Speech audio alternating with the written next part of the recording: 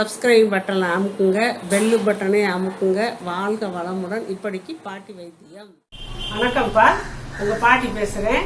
இப்போ நான் சேலட் செஞ்சு காட்ட போகிறப்ப இது பச்சை பயிறுப்பா, முளைக்க வச்ச பச்சை பயிறு. இதை ஊற வச்சு தான் வச்சுருக்கேன், வேர்க்கடலை.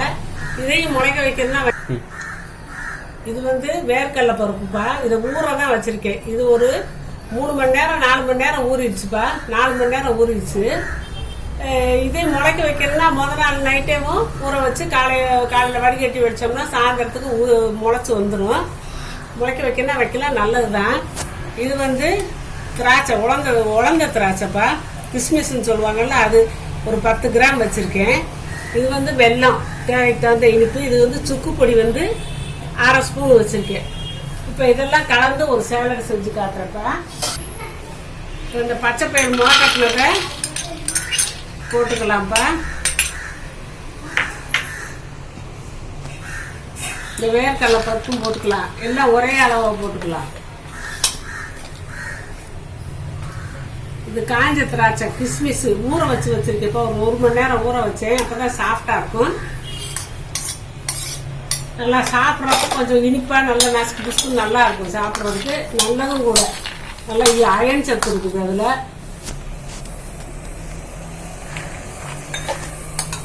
வெல்லம் அவங்கவுங்க இனிப்புக்கு தேவையானதை போட்டுக்கோங்கப்பா. வெல்லமும் நாட்டு சர்க்கரையா, நான் வெல்லத்தை தான் பொடிச்சு வச்சிருக்கேன். இது பூரா ரொம்ப சத்தானதுப்பா, உடம்புக்கு ரொம்ப சத்தானது, ஜீரணம் ஆகணும் இல்லையா? அதனால இதுக்கு நான் இந்த சுக்கு பொடி ஒரு 1/2 ஸ்பூன் போடுறேன்ப்பா. சுக்கு பொடி வாசமாகவும் இருக்கும், ஜீரணத்துக்கும் நல்லது. இப்போ நல்லா கலந்து வச்சுக்கிட்டு மெல்லமா கொஞ்சம் கொஞ்சமா எடுத்து மென்று வாயில மென்று உமிழ்நீரோட கலந்து முழுங்கினோம்னா நம்மளுக்கு ஒரு நேரம் சாப்பாடு சரியா போகும். எப்பவும் மத்தியானத்தில் வச்சுக்கிட்டா நல்லதுப்பா. இதெல்லாம் ரொம்ப பருப்பெல்லாம் ரொம்ப சத்தானது.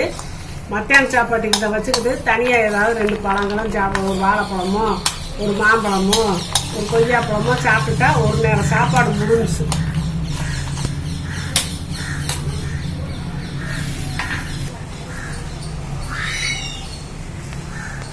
இந்த வேர்க்கடலையில நல்ல சத்து, நிறைய சத்து, வைட்டமின் பி எல்லாம் இருக்குதுப்பா. இந்த இதில் இரும்பு சத்து இருக்குப்பா. இந்த காஞ்ச திராட்சையில் இரும்பு சத்து இருக்குதுப்பா.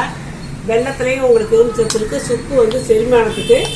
இதை நீங்கள் கொஞ்சம் கொஞ்சமாக மென்று சாப்பிட்டுட்டு ஒரு பழமாக ஏதோ சாப்பிட்டுட்டா ஒரு நேரம் சாப்பாடு, மத்தியானம் சாப்பாடு இதெல்லாம் மத்தியானத்தில் சாப்பிட்ணும்ப்பா. இயற்கை உணவு ஒரு நேரம் சாப்பிடுங்கன்னு சொல்லியிருக்கேன்ல, இதை மத்தியானத்தில் இப்படி நம்ம சாப்பிட்டுக்கிட்டோம்னா நம்மளுக்கு உடம்புக்கு நல்லா சத்தும் கிடைக்கும், உடம்பு நல்லா இருக்கும், ரத்த ஓட்டம் நல்லா இருக்கும், உடம்பு நல்லா பிஸ்கா இருக்கும். நம்ம வேற எண்ணெயோ எதுவும் சேர்க்கல, சமைக்காத உணவு உடம்புக்கு ரொம்ப நல்லது. இந்த மாதிரி நான் நிறைய சேலடெல்லாம் செஞ்சு காட்டிருக்கேன், இந்த மாதிரி செஞ்சு காட்டிருக்கேன். இப்படி செஞ்சு நீங்கள் சாப்பிட்டு பழகிக்கங்கப்பா. வாழ்க வளமுடன்.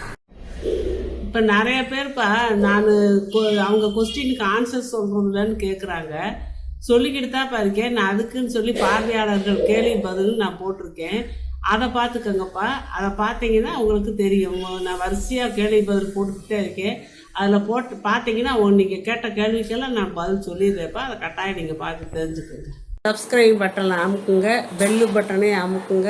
வாழ்க வளமுடன். இப்படிக்கு பாட்டி வைத்தியம்.